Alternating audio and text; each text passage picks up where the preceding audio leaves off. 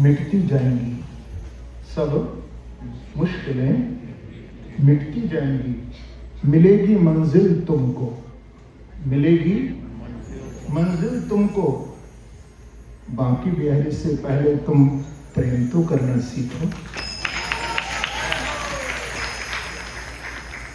ये सुबह हमने भाव लिखा था।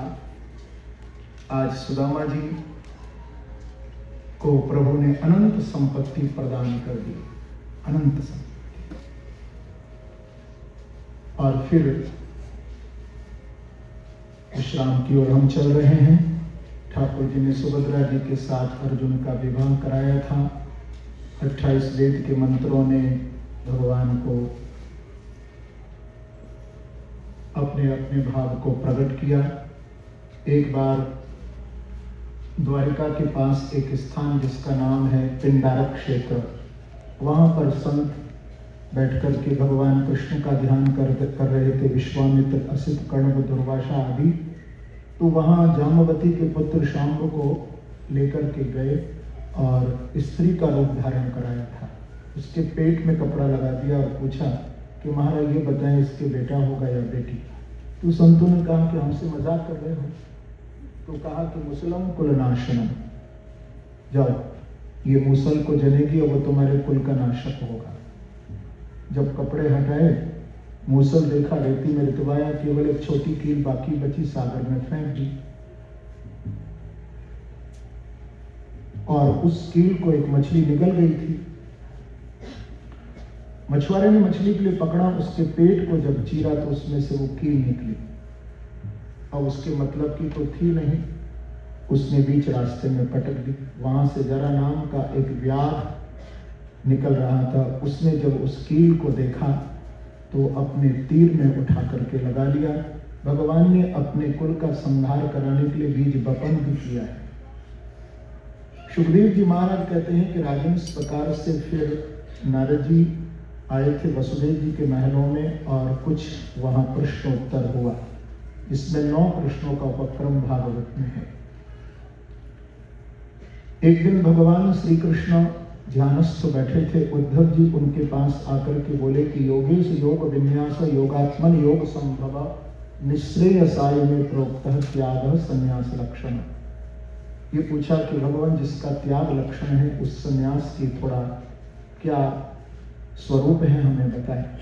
तो भगवान ने सबसे पहले दत्तात्रेय जी के उन शिक्षा गुरुओं का भागवत में वर्णन किया है।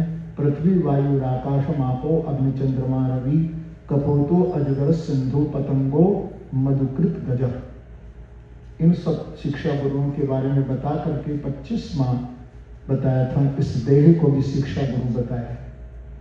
ये देह भी हमको एक शिक्षा देता है जो विरक्ति विवेक और तत्व को जानने का साधन है।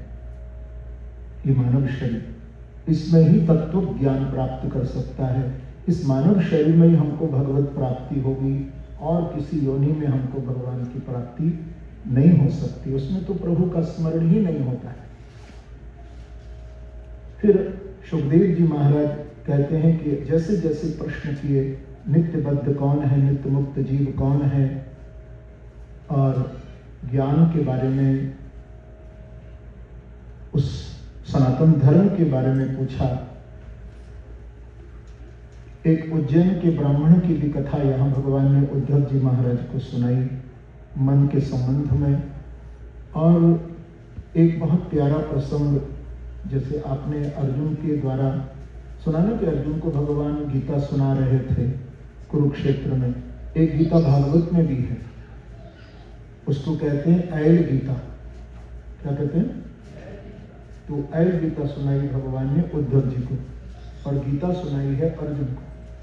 इसको एक नाम और दिया है ऐलोपाक्षान। उद्धव जी महाराज को अपने चरण पादुका को प्रदान किया है ठाकुर जी ने, और वज्रकाश्यम भेजा।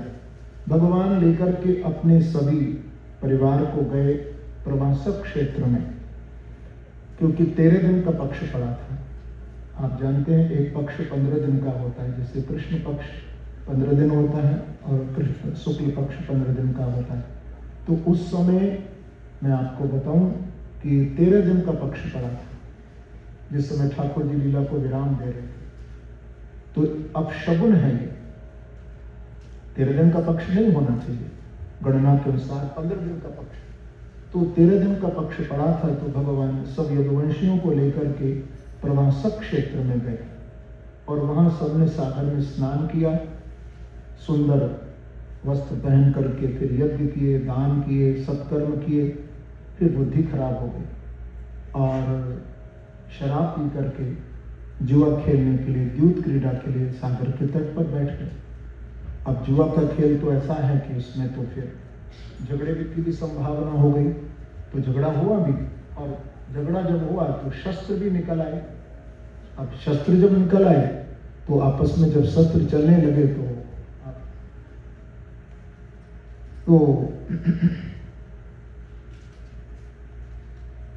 शस्त्र जब चले तो आपस में यदुवंश समाप्त होने लगा। भगवान ने देखा कि बलराम जी ने जल में समाधि धारण कर ली है। राम समुद्र वेलायाम योग मस्थाय पौरुषम। भगवान एक पीपल के वृक्ष के नीचे जाकर के बैठ गए।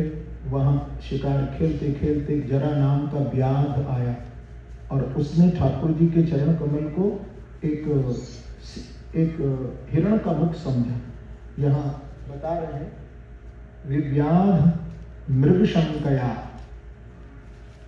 एक मृग का मुख समझा और दूर से वही तीर ठाकुर जी के चरणों में छोड़ दिया। पास में जब आए तो भगवान शंख चक्र गदा पद्म लेकर के श्री कृष्ण विराजमान है। चतुर्भुजम दृष्टवा, ठाकुर जी के चतुर्भुज स्वरूप को देखा। वो व्याध भगवान के चरणों में गिर गया तो उसे उठाया प्रभु ने और उठा करके कहा कि भैया व्याध, मैं तो तेरा ही कर्जा उतारने के लिए यहां बैठा था। बोले प्रभु मेरा कर्जा? कौन से जन्म का आपके ऊपर? तो ठाकुर जी यहां कर्म का रहस्य बता रहे हैं इस प्रसंग में कि राम अवतार में तू बाली था और मैंने छिप कर के पेड़ की आड़ से तेरे ऊपर तीर छोड़ा था। तेरा भी कर्जा उतारना था ना, ले तू अब रो मत। मैंने अपनी इच्छा से तेरे से अपने चरणों में तीर लगवाया। ये कर्म का रहस्य ठाकुर जी बता रहे हैं। कर्मणा जायते जंतु कर्मणैव विलीयते, सुखम दुखम भयम क्षेमम कर्मणैवाभिपद्यते। भैया हम किसको दोष दें कि वो हमें दुख दे रहा है, वो हमें सुख दे रहा है? ये सुख और दुख का दाता तो हमारा कर्म है। कर्मणा जायते जंतु, अपने कर्म को आप ठीक करो बस। भगवान ने कर्म का रहस्य यहाँ प्रकट किया है। और सुखदेव जी महाराज कहते हैं कि जरा व्याध तो चला गया स्वर्ग में, इधर भगवान बैठे हैं। ब्रह्मा जी आकाश में आकर के खड़े हैं, शिव जी खड़े हैं, इंद्र खड़े हैं, वरुण खड़े हैं। सब अपने अपने लोकों में भगवान का आह्वान कर रहे हैं कि आप हमारे लोक में आए, आप हमारे लोक में आए, आप हमारे लोक में आए। लेकिन भगवान ने कहा कि भैया हम पहले भी गए हैं अनेक लोकों में यात्रा की, लेकिन अब की बार हम न ब्रह्म लोक में जाएंगे, न विष्णु लोक में जाएंगे, न शिव लोक में जाएंगे। तो बोले कहाँ जाएंगे, कहाँ विश्राम करेंगे प्रभु? तो भगवान ने कहा कि अब की बार तो हम भागवत में ही विश्राम करेंगे।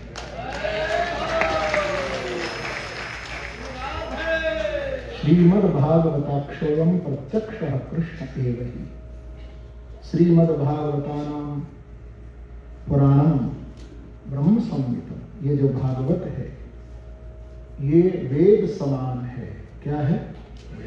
वेद रूप है भागवत, और साक्षात श्री कृष्ण का स्वरूप है।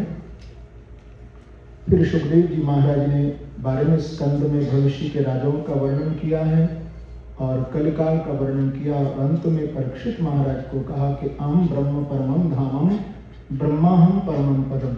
ऐसा तुम अपने अंदर चिंतन करो और अपनी आत्मा को परमात्मा श्री कृष्ण से जोड़ो। परीक्षित, आपको एक तक्षक क्या कितने भी तक्षक आ जाएं आपका कुछ नहीं बिगाड़ सकते। तो परीक्षित महाराज ने कहा कि गुरुदेव आपने मुझे जो अमृत पान कराया है, कथा अमृत, इस अमृत को पान करके मैं आपको सत्य कहता हूं कि मुझे अमृत्यु का भय नहीं है। मुझे मृत्यु से कोई डर नहीं। वो अभी आ जाए मेरा शरीर ले ले, मुझे कोई उससे भय डर नहीं है। तो उसी समय सुखदेव जी का पूजन हुआ। सुखदेव जी तो वहाँ से पधार रहे हैं। एक बार दोनों हाथ जोड़ करके आप लोग सुखदेव जी को प्रणाम कर लीजिए। बोलो सुखदेव भगवान की। सुखदेव जी वहाँ से निकल गए। थोड़ी दूर जाते हुए दिखाई दिए थे, फिर अंतर्धान हो गए सुखदेव जी महाराज। इधर फिर सूत जी ने आगे कथा सुनाई है। परीक्षित ध्यानस्थ हो गए और तक्षक ने आकर के उनके शरीर को जला करके भस्म किया। जब तक जीवित थे तक्षक नहीं आया, केवल शरीर को जला करके भस्म किया उसने। तो जन्मेजय उनके पुत्रों ने जब सुना तो सर्प यज्ञ किया। सर्प जब मरने लगे उस यज्ञ में, तो आस्तिक और वशिष्ठ ऋषि भी आए। उन्होंने कहा कि बेटा, तुमने कितने सर्पों की आहुति दे दी? तुम्हारे पिता को तो एक सांप ने काटा था और तुमने इतने सांपों को मार दिया। नहीं, ये जीव हिंसा है, इसको बंद करो। तो आस्तिक ऋषि के कहने पर उस यज्ञ को बंद किया राजा परीक्षित के पुत्रों ने, और उन बच्चों को उन्होंने ठाकुर जी के चरणों की भक्ति का वरदान दिया। इधर श्री सूत जी महाराज ने फिर पुराणों की संख्या